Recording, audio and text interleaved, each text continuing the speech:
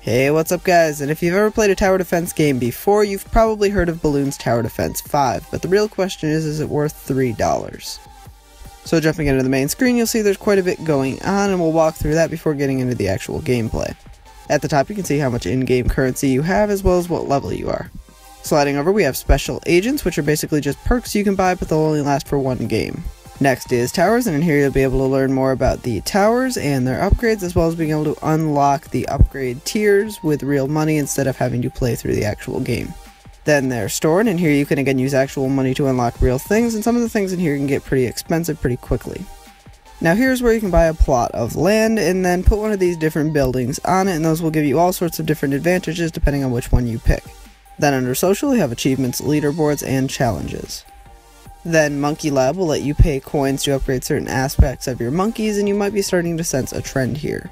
Settings is settings, news is just an ad for the other games, and daily rewards will give you things for playing consecutive days.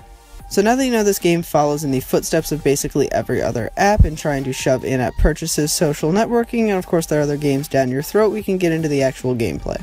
So first we have new game and co-op, which are pretty self-explanatory, but then there's Odyssey. And that's basically just the regular game, except you'll be playing a series of levels at once.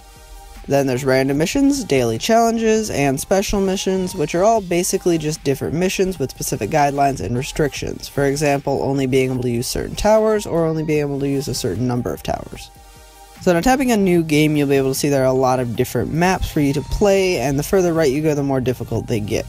Once you pick a map, you'll be asked to pick a difficulty, and of course you'll get a larger reward for the higher difficulties. So in my opinion, once you get past all the menus, options, and in-app purchases, this game really starts to get good. The interface is simple and easy to understand. On the right there's a list of all the available towers, and I think there's a really nice variety of towers without being too many to keep track of.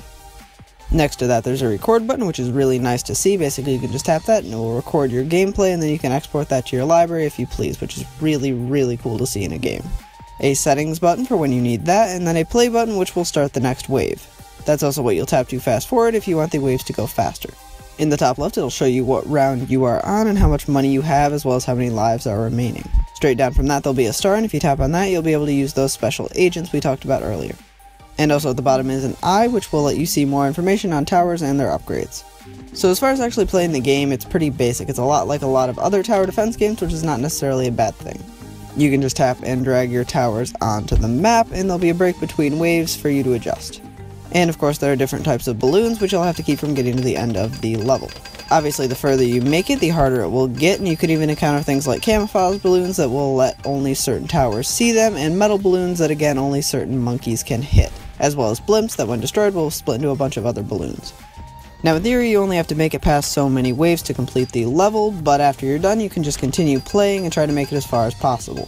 And for me that's what I find particularly entertaining. After a little while you get to the point where you can barely see what's going on, and you have to continue upgrading and adding more towers just to stay alive. So I was kind of struggling to write this review, and I think I finally figured out why.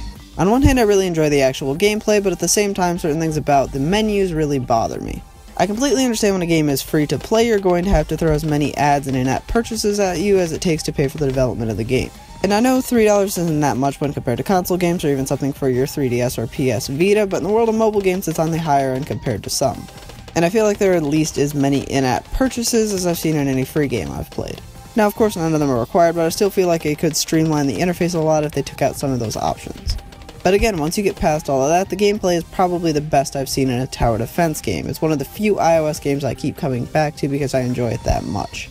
Learning all the characteristics of the monkeys is something I never thought I'd say, but it's way too entertaining. As far as if it's Give it to me, I'm worth it. If you already have one of the older ones, I'd say the gameplay is more or less the same, but it looks a lot better given that the older version doesn't even support the iPhone 5 screen size. But if you're not interested in spending the money, you can download Bloons TD Battles, which is completely free to play and lets you compete head-to-head with other people. The game is more or less the same as far as how it looks in the towers you have available, but it's much shorter and obviously you're competing against someone else. And I do find that game very entertaining as well, but it doesn't satisfy my desire for wanting to build an impenetrable force that will make the game go on forever. I'd give it a 4 out of 5. There are definitely some things I'd like to see adjusted, but overall it's one of my favorite games. Anyways, thank you so much for watching. If you have any questions, suggestions, or would just like to start a conversation, feel free to drop a comment down below. I post new videos every single Sunday, so I'd definitely like to see you back next week. But until then,